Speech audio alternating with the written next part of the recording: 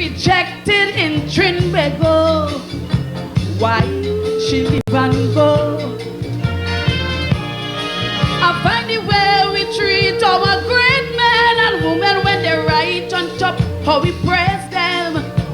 Their faith reaching far and wide. But when they start to decline and they no longer sublime, we cast them aside. Calypso Rose, Calypso Rose, what have we done to commemorate our Calypso Rose? I gave her a home in Trinidad, honor her name in Calypso. She is a great and shining star, promoted a great culture. Calypso Rose, we must learn to honor we own heroes. Wherever she goes, people must honor Calypso Rose. Good evening, viewers, and welcome to Calypso Showcase. And our opening video clip by Marvelous Marva, a tribute to Calypso Rose, sets up tonight's program. McCatha Lewis, Calypso Rose, the undisputed Calypso Queen of the world. Rose, welcome.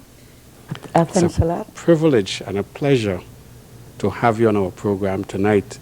And we're all looking forward to your first ever concert in Trinidad and Tobago on July 31st, coming Saturday. Thank you. Any surprises we are going to get at that show? Oh, well, I will say yes. But I will keep it a secret. Tell me something. It is the first time you're doing a concert in Trinidad, but how many other places have you done concerts? I have been doing concerts for a number of years right now. As a matter of fact, the last place that I did a concert was last Wednesday at the South Seaport in Manhattan. That's on the Brooklyn side. Mm-hmm. And Blue Boy had a concert the Wednesday before, mm-hmm. and I came after. Blue Boy had 3,000 people, and I pulled 5,000 people.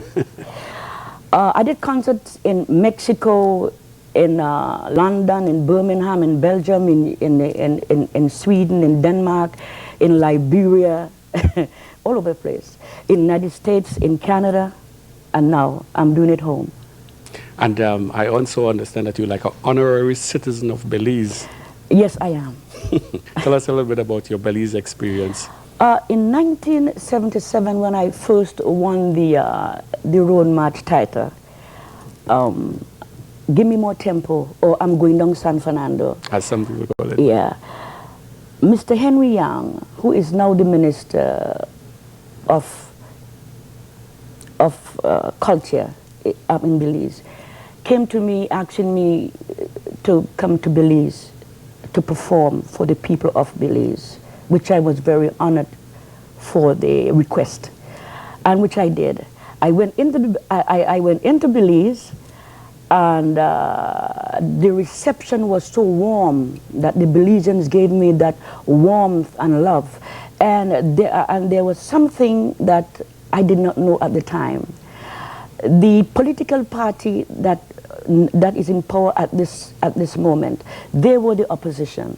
So they brought me in to sway the people from Mr. Price's party, and I did not know.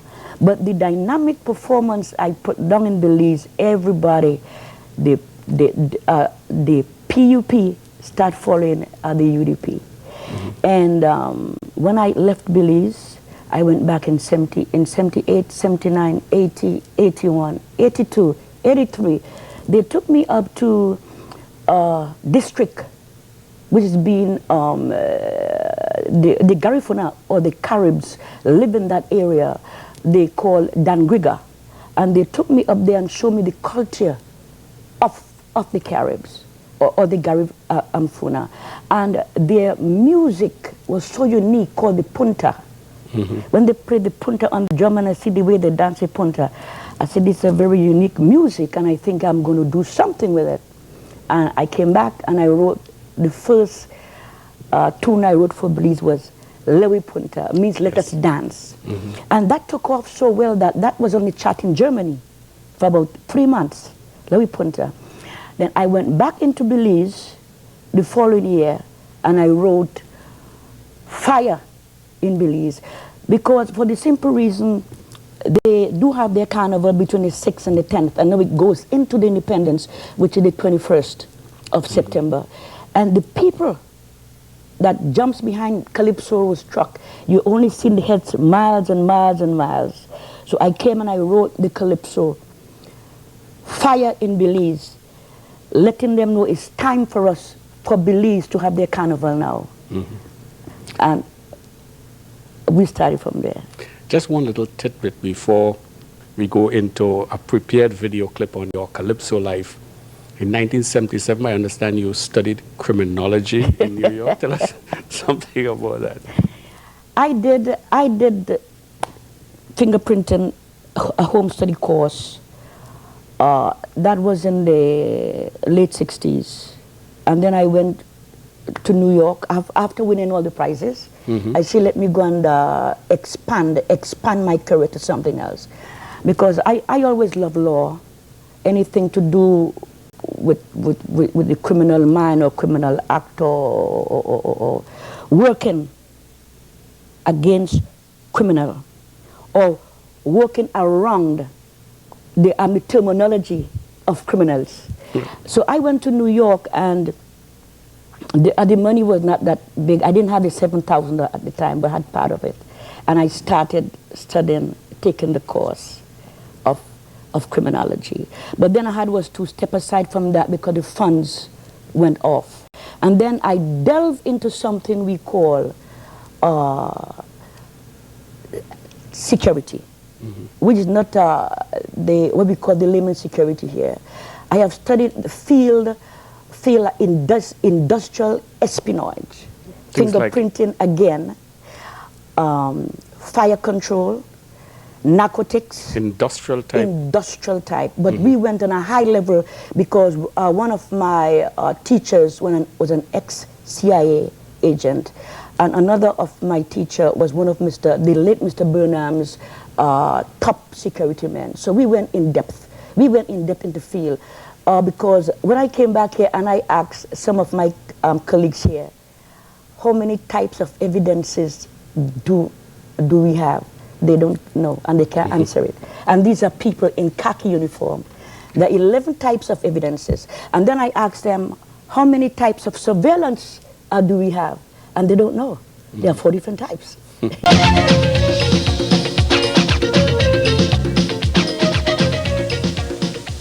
The Trinidad Hilton Hotel, the upside-down hotel as we all know it, one of the landmarks of the Caribbean. It's a fitting location to interview a queen, Calypso Rose. As we overlook the scenic Port of Spain environment, including the Queen's Park Savannah, where the big yard as we call it, where Rose made her presence felt in 1978 when she won the Calypso Monarch that year. And she's been there many a year before, in 68 as well, and 1977. And today we're going to be able to talk to her at the Trinidad Hilton Hotel, which incidentally is going through an expansion to accommodate even more guests than it already accommodates. Rose, welcome to Trinidad and welcome to Calypso Showcase. Thank you, and good evening. Well, you look resplendent today, I must say, and belying your many years in the art form, 38 years all told. Thank you very much. Hard work and dedication has brought me thus far. And we want to take you back on Calypso Showcase to the very early years in Calypso. First of all, let's talk about where you were born in Bethel, Tobago. What was life like in those early years? Well, the early years, growing up in Tobago, between the age of, I can remember, because I left Tobago at the age of 9, but between the age of 4, 5 up to 9, it was a very quiet life for me because my father was a spiritual Baptist leader. And my father and my mom had 11 kids, and I was the 5th child. of the family. So life was very quiet. It was very religious. We go to church on Sunday from 9 in the morning until 8 in the night. But after I left for Bartara, Trinidad by my aunt, he came and took me when I was 9 years of age. Things seems to be a bit much better.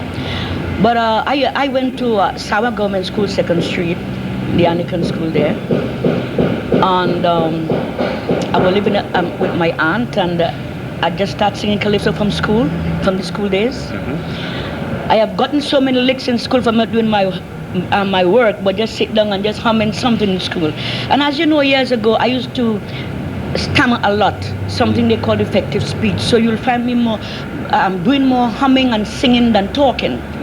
But now I could habla mucho. And you speak more than one language now too. See? Yeah. Well, let's talk about 1955, which I understand is the first year that you ever composed a calypso. Tell me about 1955. Yes, 1955, my aunt sent me one Sunday morning to the Sawa market, which is called the Kwezi. And I went to do my shopping, and as I stepped into the market, this is what I saw. This guy came and snatched a pair of her glasses off a lady's eye, and he started running. And she started bawling, thief, thief, thief, thief, in the whole market. So people start running him, you know. So I did my shopping, and I went home and I told my aunt what I saw. And right away, I wrote this calypso. But I could only remember the chorus of the calypso. It's a calypso which I am telling my fellow Tobagonian, please stay home please stay in Tobago and raise all the fowls, you know, because what I've seen in Trinidad, this is no place for you to come. And that calypso. How does it go? I'll give you the chorus.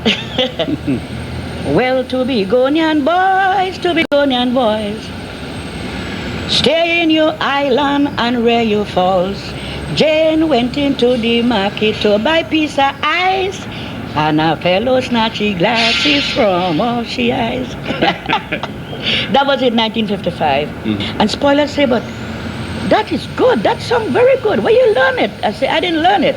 I wrote it. He said, you write? I said, yes, I wrote it. And then I had written about 3 more, but can and all these things. And then he called Piggy, say, I think we're going to take her in our tent. In those days, we used to go like in the theater in Mova, the Ritz in town, like Summer Globe, and all in the countries. They changed my name because I had called myself Crusoe Kid. I heard so. Because as you know, Robinson Crusoe and Tobago identifying the island where I came from. And Spoiler, Piggy, and Spike said, no, we have to change that name. And they thought around and they said, we're going to call you Calypso Rose, which means the mother of all flowers. Beautiful. Thank you. And that name stuck on me all the while, you know, and every year we write a little thing here, write a little thing there, and singing with the Spoiler, until Kitchener came back home in the early 60s. Tell me something, you know, there's a perception that female Calypsonians can't compose. Have you composed most of your material? Or? For the past 38 years, this year has made me 38 years in the Calypso business. And if I was not a composer, I would have never been so consistent on the entertainment field, and I will never be where I am today. I am a composer. I just finished writing 12 tunes for Ice Record, and I'll be going to Barbados on next Tuesday, the 3rd, to do my 94 album. I am a composer. Let's talk about the early 60s, because this is when people started to really warm to you. Yeah. And I particularly remember the early part of the 60s where I saw you, I don't know if you can recall this, Legion Hall, and Rose was a struggling female Calypsonian in the tent. Tell us about those early years. Well, in the early 60s were very hard for me, because this is something that the people of Trinidad and Tobago could have never accepted. How could a woman say she's singing calypso between all these men? The first thing goes through their mind is sex, which was something that was totally off of context, because Spoiler and these guys had wanted a female attraction in the tent to boost and to build them. And here, this is where I came in, and they accepted me. They took me like a sister, a daughter, everything. Right now, most of the male Calypsons call me right now Tanti, Mama, and they call me all kind of sweet name. Because what I was in the Calypso arena here for years from the early 60s when the female church groups and all the female organizations started tearing me apart. And I stood up, there is not, and I will say it right now, there is not one male Calypsonian or any Calypsonian could stand up today and say that I have any intimacy with Calypso Rose. And I'm very proud to say it openly at this present time. God gave me a gift to write. And as I'm writing, I'm bringing messages. I remember I wrote a tune called Ezekiel Coming. Was the most powerful calypso I have ever written in the history. 1980. 1980, Ezekiel Coming. And when Mr. Ronnie Barb, who used to be a police officer, saw me singing that tune at Queen's Hall, he said, Rose, you're singing so-and-so. It was derogative. You know, I said, but this guy's crazy. That was a message I got to write. And it wasn't 6 months after everything I wrote started coming to pass. The whole country's becoming hotter, and the hot country's becoming colder. Tornado sweeping Japan, earthquake rocking the Chinese land, drought take over the Caribbean, while water flooding over Jordan Bank. Oh yeah, yeah. Ezekiel coming with fire, Ezekiel coming like thunder. So take this warning, oh yeah, and take this warning, my brother, and take this warning, my sister. Ezekiel coming, yeah, yeah.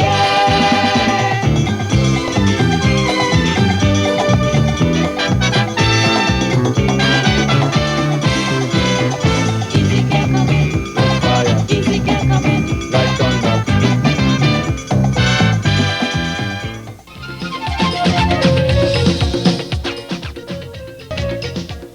What year started it for Rose? Fire in the Wire. Well, I think 1963. Well, let's talk about Because I went up the island, the first time I ever traveled outside of Trinidad and Tobago. I did a tour in the Caribbean, starting from Grenada up to St. Thomas, the Virgin Islands. And this is something that people don't know except the Calypsonian like Lord Christo, the Mighty Sparrow, King Upsinate and all these people, they will know. And the late Douglas I think had died. Yeah, but they will know. Lord Nelson was there. I won the Calypso King in 1963 in St. Thomas. And I also won the road march. What tune? The tune I had called Corporation. Corporation. Corporation. La da da da da da da. Corporation. Don't worry to make you play. All I want is good behavior from you on Carnival Day. I was telling the panmen and the brassmen and the masqueraders, please behave yourself. Let's play mass in an orderly manner. So just give me cooperation. That tune won the Calypso King competition. At that time was St. King's. Thomas, yes. Yeah, and that because was the even first. when you won in St. Kitts, you won the King competition. The King, yeah. So I started winning crowns from since 63. But in 65, I was in the Virgin Islands. As you know, I got married in the Virgin Islands. And I wrote a tune called Fire in Mewaya. The first was 1965, yeah. The first verse, I wrote it in St. Croix. The second verse was written in Barbados. And the last verse was written here in Trinidad. And I sang that tune in 1967 in the Calypso 10. It was recorded in 1968 on the Sparrow's label called The National. Right. Yeah. And Sparrow heard the tune, he loved it, and called Bertram Innes to arrange it. And I sang that tune in 67. And that tune kicked.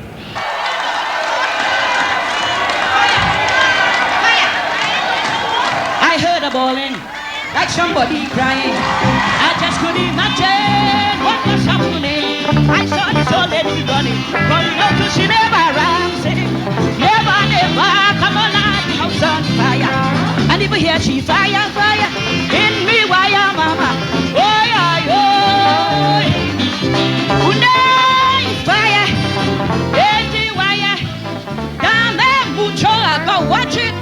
Watch it.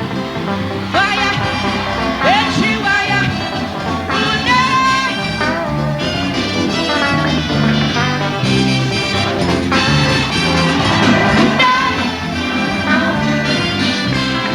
I jump on me bed, start holding me head.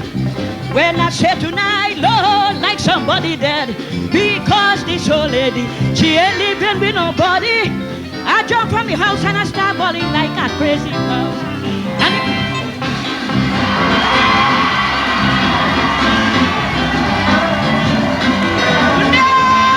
Fire, fire, fire, fire.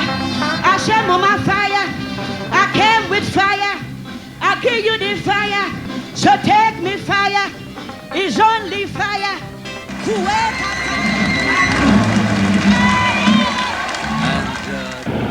And when I hit Seaman Waterfront, that January, with fire in my wire, all hell broke loose down there. Well, we remember that. Well, you know, what was interesting, 1968 finals, I think, was one of the hottest finals in the history of the kind of finalists, if we could recall. Duke was the winner that year with This Is Calypso. We had the Sniper with Productivity. We had Chalked Us with Brain Drain. Rashoti, I was in the finals. Cypher, Tobago Crusoe. With lots of beautiful It was a good finals. Tell us a little bit about your experience in your first finals in the Big Yard.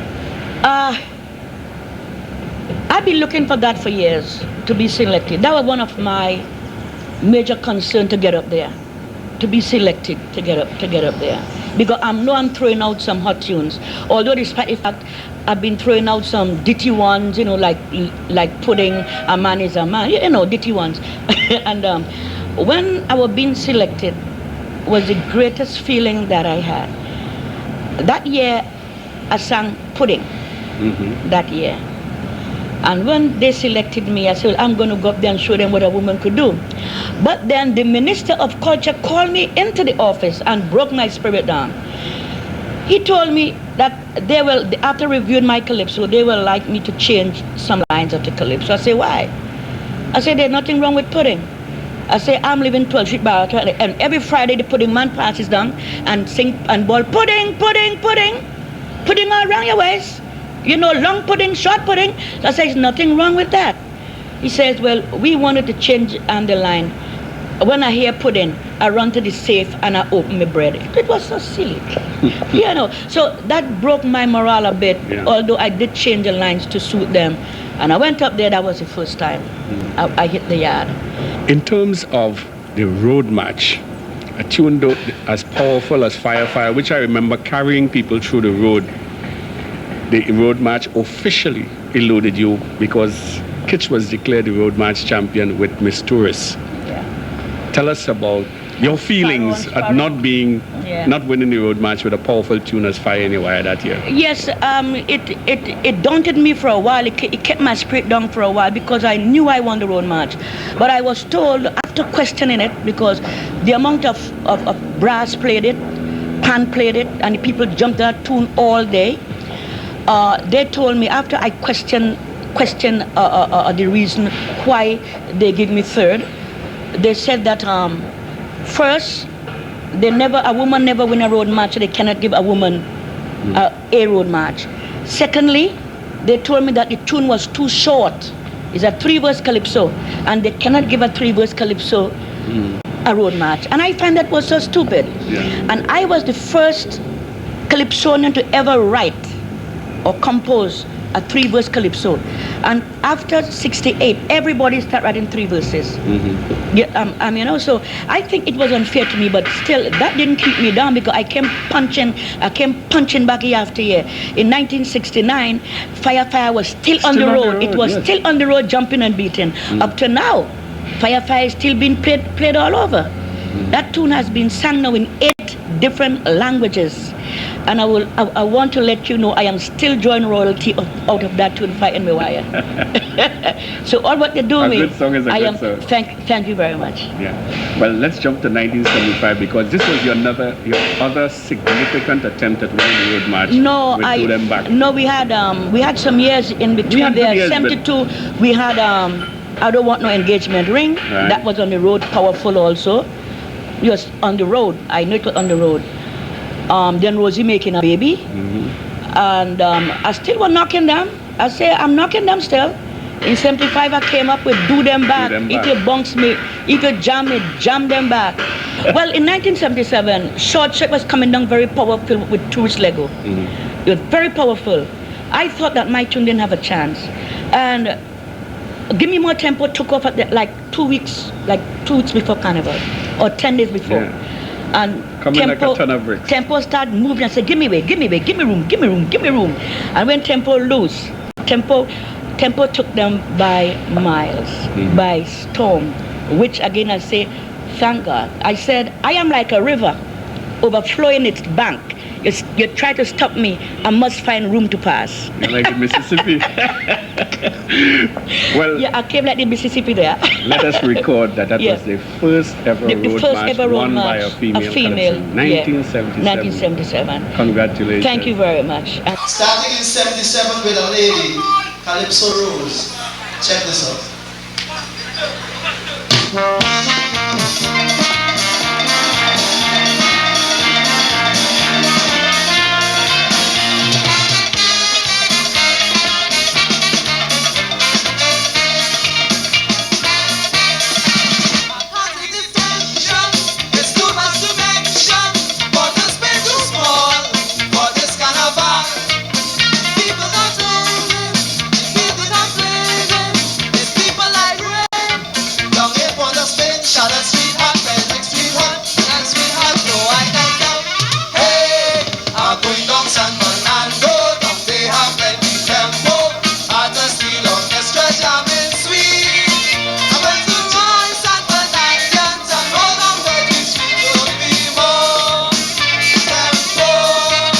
In 1977, I was doing a show in Tortola, the British Virgin Islands, and I came in from work about 4 o'clock and I went to bed.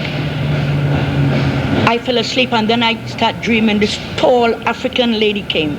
She was tall and she started singing this chant and she raising her hand up in the air.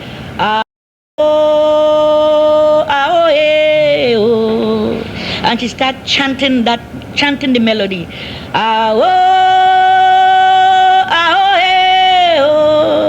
And she chanted it. And when she finished the chorus, I saw a blackboard. And on the blackboard, I just seen like letters start forming, moving, very fast. And I woke up. When I woke up, I put the light on and I pull paper and I start writing. I wrote that tune of a dream. Your Majesty. No, Give Me More Tempo. No. Sorry, Come Let We Jam. Come Let We Jam. Yeah, Come Let We Jam. So give me two boom boom in me soul, me bones and all. So let we jam. So the jam, so jam, so let we jam. Hey! Jam together, jam one another, jam your shisha.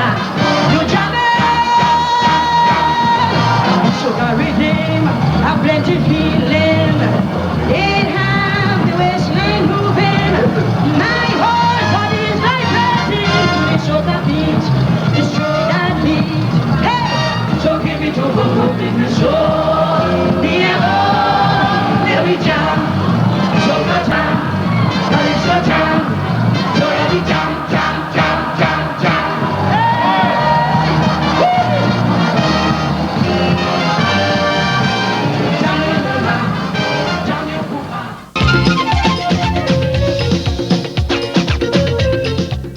Competition 1978. Yeah. Queen. Yeah, Monarch, I won the Calypso Queen for the 5th year, and that the last year was in 1978. The tune I wrote was I Thank Thee. Tell us about it. And that was a tune. When I wrote that tune in New York, and I called Mr. Rolson Charles and asked him, I said, listen to this. And I want you to tell me if you like it, how it sounds. He played the whole tape. He said, it sounds good, you know, but it needs a little more touching up. And that is the only calypso I've never edited, I've never touched. I just put it down right there. I never did anything to it. Put it down, shelf it, and hand it to Parliament, and that gave me the In fact, you were not singing it in the tent. It's only about 1 week before. No, I told them. I told my tent manager. I said, look, I know I'll be selected to go up in the savannah, and I have a tune that I know that will take me straight up for the crown. I don't want that tune. I don't want to sing that tune in the tent. He told me, say, Rose, whatever you say, if you feel, and one thing, anybody I'm working with, you know, they always feel my spiritualistic vibes, you know. So one thing, they never question me. If I tell Mr. Sil this, he never say, Rose, why? Because he know I have a reason why. Then I called Dave Elcock. I said, Brother D, that tune on the radio, on the record, I thank thee. I don't want to be played at all. I will tell you when to, because I didn't want the public to hear the tune until the night of the savannah. Dear Tobago, the land of my birth, which foreigners don't know. I passed through depression and starvation to be where I am in my profession.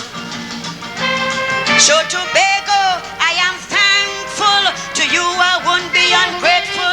I say thanks, thanks, thanks. I thank me mother, me school teacher, me neighbor, me brother, me sister. So you see, Tobago, I thank thee.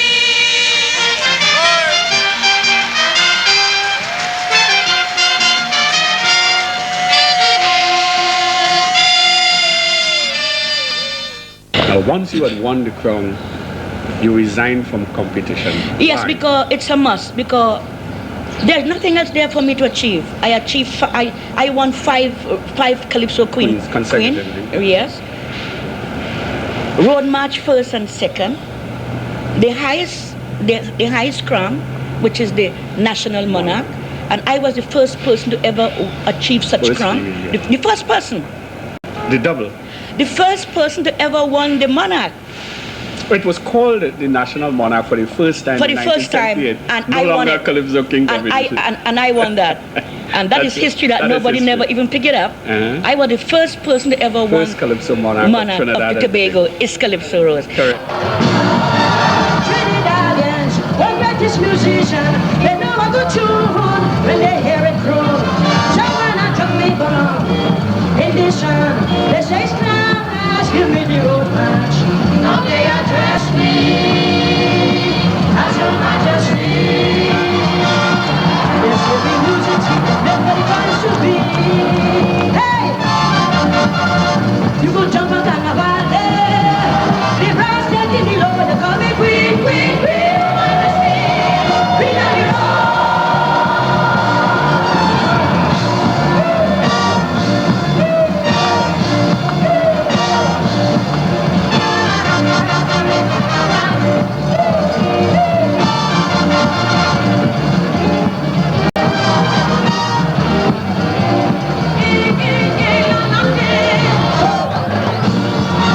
Everybody hush, they say it was brainwash.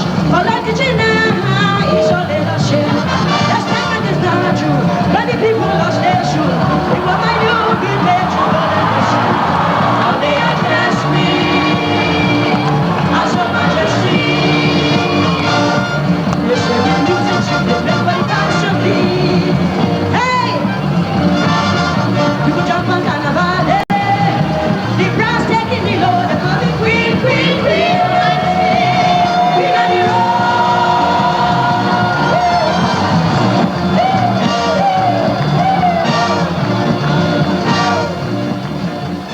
Winning a Calypso Monarch is always a hard act to follow, and I've seen it destroy many a career.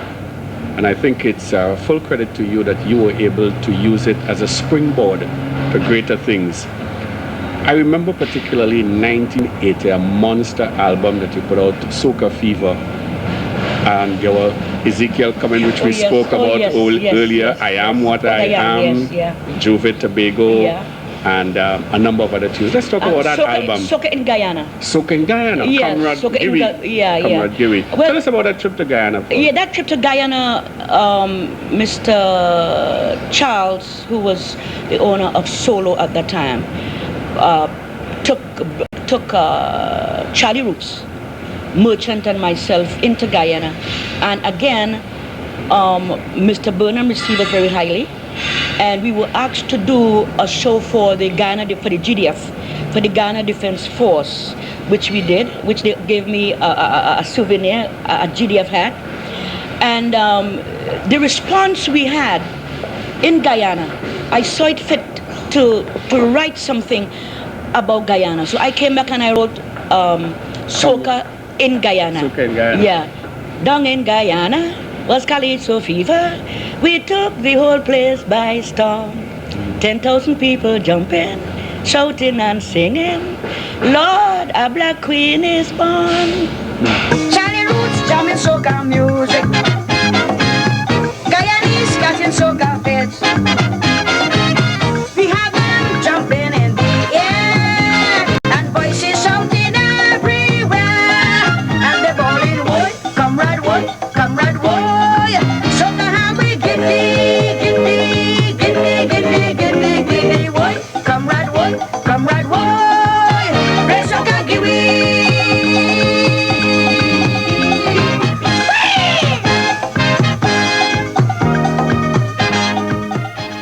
So that was also a unique calypso on the album, with the message I got, Ezekiel coming, and I am what I am was also a Telling spiritual, people. what I am. Don't try to spoil my name. Don't try to take away my fame. I suffer long from where I came from, so don't try to chain me down. It was a heavy load and a rugged road to walk night and day. That's why I pray and pray and pray. On Christ the solid rock I stand. I am what I am.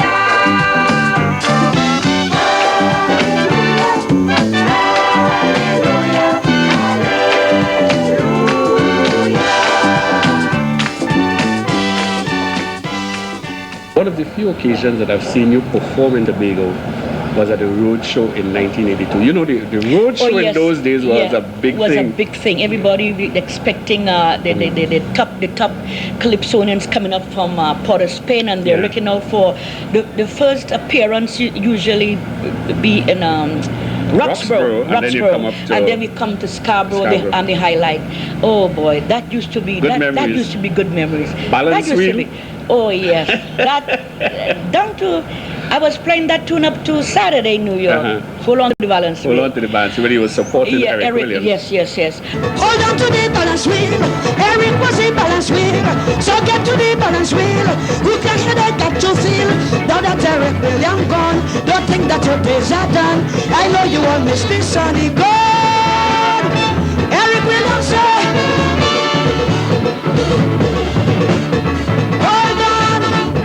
hold on to the balance wheel. Bring the balance wheel. Give me the balance wheel. Bring them, give me. Hold on, give me. You better tie them, give me. You better give me.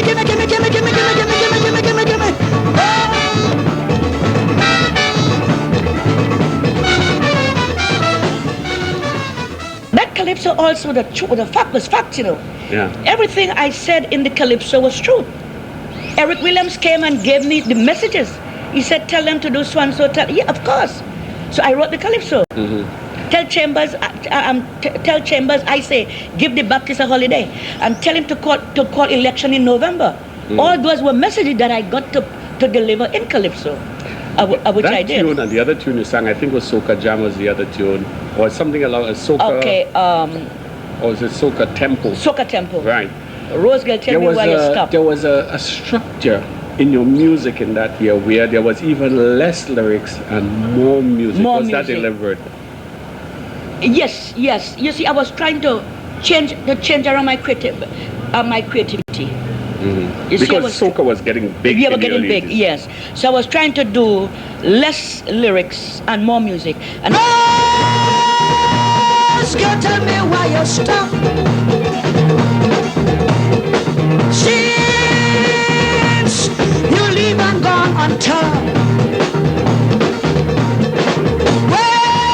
When you went to San Fernando,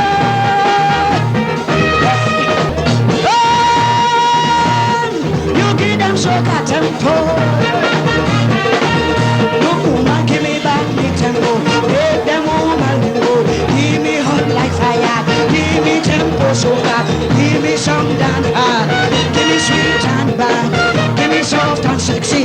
Run through me body. Hey, hey, hey, hey, hey. Hey. Loose me, man, loose me. so we gotta now come back, swing back in the area now, and give them like cipher. They'll be building houses up in the air. Helicopter will be taking you up there. And if you tumble down like a mouse, don't frighten. You're falling right down inside your house. Those are the type of calypso now we have to try to bring back now to captivate the tent audiences, to get them back to sit back down in those seats. What I'm always in awe of the Calypso is his ability to read the situation in the country and respond musically. Yeah. And in 1985, you went on the other side of the fence now and you sang a political song called, I think it was Pressure on the Public. Oh yes, 1985, because I become the voice of the people, and I think I was the one to come out and speak out for my people of Tobago, which I wrote the Calypso, Turn on the Pressure. It have all the oil money down there, we want some up there too. The boat is rocking, the boat is sinking, over there, and now they're running, and now they're hiding, over here. Who told the MM they could stay in power? Since the doctor said the party got sour, now they run to Tobago looking for shelter. Turn on the pressure, turn on the pressure, turn on the pressure. Me people tired suffer. Raise your foot, raise your hand, run them out from the land. We have to be gonias. We've been suffering too long. What has been the high point in your career, Rose? Because it's been an illustrious career. Well, the high point in my is the high point in my career is so many things. For 38 years, I've received 55 awards, but I think one of the greatest achievement, the highest point, was ever when they gave me that award as a Calypso Monarch of Trinidad and Tobago. 1978. The Prime Minister, I cannot make absent. He took me safely through independence. And I cannot forget the mighty Sparrow. He established my name worldwide through Calypso. I thank all those musicians who play my Calypso on brass and pan. I say thanks, thanks, thanks. I thank the nation to an esteem for making me the road match queen. So you see, people, I thank thee.